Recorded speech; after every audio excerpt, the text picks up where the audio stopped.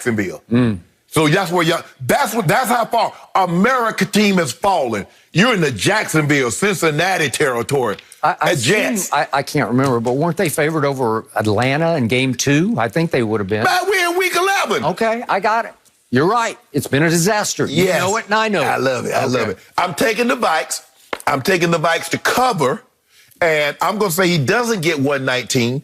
He'll get probably like 105. But they'll probably 105 only? 105. But here's the thing. I mean, most people think he'll get 105 on one carry. No. But they're gonna probably be 150 to 160 as a team. That's what they're gonna do, and then the play action gonna be because first cousin. He's now first again. First cousin. He used to be third. Yeah. You saw what he did against Chicago, right? I saw it. Yeah. That was a virtuoso. Oh, it was. They put up 19 points in that game. Virtuoso masterpiece. Guess what? Pavarotti at wherever he was. Sydney Opera. Hold on. Let me ask you a question. How many points did Tampa put up against Chicago? Oh, they ain't nobody but Chicago. How many did your guy? 19. No, your guy put up 17. I thought it was 19. I thought it was 21 to 19. Dude. And then your guy had to do this. They had your guy see it. Okay, he forgot where he was. This is about the Cowboys, not about Tom Brady. Okay, well, I got the Cowboys. I'm give you the 7. He's not going to get 100 yards, but they'll have 100 plus 150 yards rushing as a team.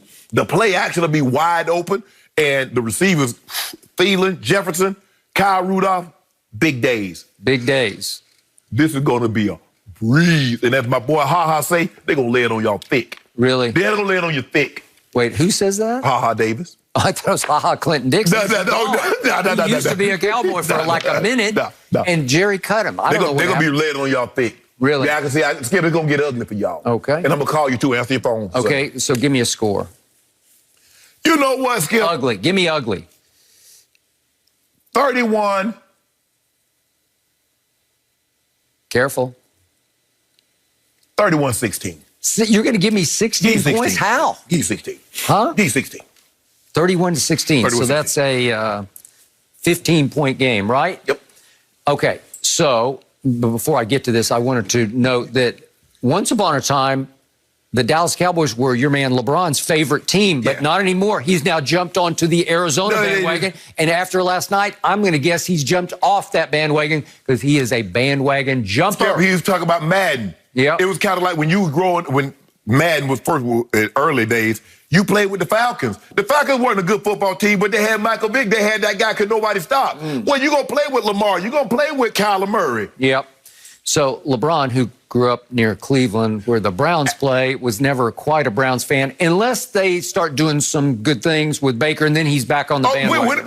When's the last time the Browns did something good? They did in Baker's rookie year. That's when. They didn't make the playoffs. That ain't good. But they made a run, and he made a run, and he looked like he was the new it kid. He's in every ad on my TV, every commercial. Exactly. Right? And LeBron jumped off that bandwagon as Baker began to struggle, and then he was true blue Dallas Cowboys, lifelong Cowboy fan like me, except I'm really true blue, and he has leaped off, and he's now rooting for the Cardinals. But this morning, he's probably scouring, looking for, maybe he's a Vikings fan now. Whatever. What have they won? 4 straight? They're hot. Yeah. So in other words, so let me get this straight. Whatever city, and so since I'm from Georgia, I need to be a Falcon or a Hawk or a Braves fan, right? No. Well, sometimes people grow up in a region but fall in love with another team, but they stay true to that team their whole life. For the most part of LeBron's life, Cleveland has been bad. For the better part of his life, Cleveland has been bad. Okay, so since LeBron was a teenager, the Cowboys have been bad. So he's like, man, I'm tired. If you're a fan, it's for better or worse. No. It's in sickness or in health, right? No, Till death do you part. Well, you better take some medicine to don't get sick, because I'm bouncing. Okay, you're bouncing? I have not bounced off my Cowboys. I get furious with them. Yes. I get angry with Jerry Jones, and I get angrier with the 2 Mikes, McCarthy, and I'd like to drop the other Mike, Nolan. Hold on, but you say they were playing better defensively. All of a sudden, they have given up and given in to what he's trying to teach, because Jerry just cut 8 free agents he signed. 8. Yep. They're all gone, including Clinton Dix. Yes. He just ridded the locker room of all the malcontents, except they weren't just malcontents, they were truth tellers. They're saying, what the hell is this? We can't play this kind of defense. What are you talking about? And Mike Nolan is like prehistoric in his thinking because his father was a great coach in the league, or a very good coach. Yep. And Mike's been around a long time, and he won't change his ways to match today's talent and today's way to play in the NFL. Are you sure the Dallas Cowboys defense has talent? It's got a lot of talent. Okay. So who did Jerry rave about this week out of the blue, out of left field on his radio show when asked for bright spots? Dorrance Armstrong. And I'm like, Dorrance Armstrong? And then I start looking at the numbers.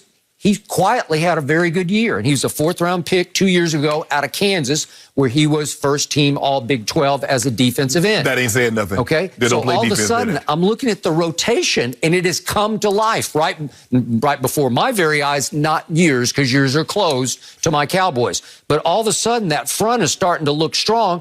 Aldon Smith has been a revelation, obviously, and DeMarcus Lawrence has returned from the dead. Let that sink in. He's returned. He said the bright spot has been a fourth-round draft pick, but you got a ton of money tied up in a lot of other guys. Okay. I told you Neville Gallimore, University of Oklahoma, can play. He can disrupt, and all of a sudden he's found a way into the rotation, and they are utilizing him. Ty Crawford can play, and I'm starting to see him flash off my TV. Randy Gregory was a breath of the freshest air because he's a stud, man. He can fly off the edge. He gives you firepower they did not have across the front. Jalen Smith flies around. He's not always in the right place at the right time, but he plays with such energy. And the man who equalizes him, sort of brings him back down to earth, who plays off great, is Wolf Hunter. Leighton Vander Esch is back. He's the best run stopper on the defense. Sean Lee is back to play a few plays to stabilize the defense. And all of a sudden, they held the Pittsburgh Steelers, for what it's worth, to 46 yards rushing. So it wasn't 200. It wasn't 300. It was 46 yards. You hold Dalvin Cook to 46? No, they won't hold him 46, but they will hold him under 119. And you just agreed with me. I'm with you. He might break 100, but he's not going to break 119. Skip, you keep on. All these guys, Ty Crawford, Cindy Crawford, Randy Crawford, you're losing by double figures. Okay. You're losing by double digits. I will take the 15 points. No, you get why 7. Not? Well, you just said it's going to be 31 to 16. What are you talking about? Well, at least give me 10. I'm giving you no point. You've got conviction, man. You have the courage of your conviction. You just flat out said it's 31 to 16. I tell you what I will do, though. I'll give you 7 if you give me the line in the Rams-Tampa game. No. Oh. What do you mean? Give me 7? Why would you? The line is 7. Double jeopardy. The line is 7. You're going to screw me twice. No, Skip. The line is 7, the Vikes Cowboys. Okay, but you believe it's going to be a rout. You said they're going to get blown off the field, if not run off the field. It's going to be. Am I right? Yes. Okay, Andy Dalton is back. And Andy Dalton is a pretty back good... to doing what? All he did was beat the hottest team in the NFC East right now, the Giants, with 2 late Skip, that was throws. so long ago. It was not that long ago. It was like 5 games ago. No, it was not. And then he got a concussion in Washington when the defense did not even show up. That's when they had flat out mutinied on Mike Nolan. That was 7 weeks ago. And he's concussed, and then he gets COVID, and he still doesn't have his sense of smell or taste. So he's coming out of COVID, but they got 2 weeks to get ready for a game that I don't believe the Vikings will be quite ready for, because they just had an all-out war, quote unquote, a division battle at Chicago. It was very physical. It was very emotional, and they pulled it out 19-13 because a Nick Foles pass that I thought should have been caught was just off the fingertips. That's how close they came to losing that game. It was 19-13. Well, so how close? When was the last time y'all came close to winning? Pittsburgh. Should have won the game. No, you should not have. Stolen by the referees. They did a great job, those referees. They were wearing black and gold that day. Okay.